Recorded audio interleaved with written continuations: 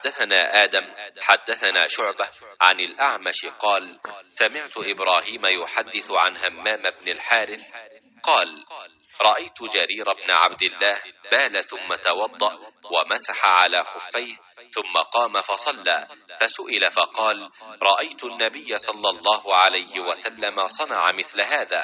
قال إبراهيم: فكان يعجبهم لأن جريرا كان من آخر من أسلم.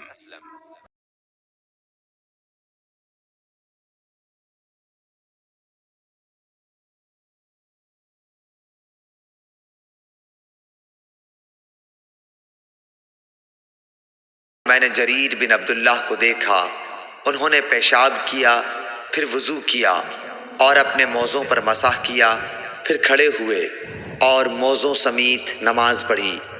आपसे जब इसके मुताल्लिक़ पूछा गया तो फरमाया कि मैंने नबी करीम सल्लल्लाहु अलैहि वसल्लम को ऐसा ही करते देखा है।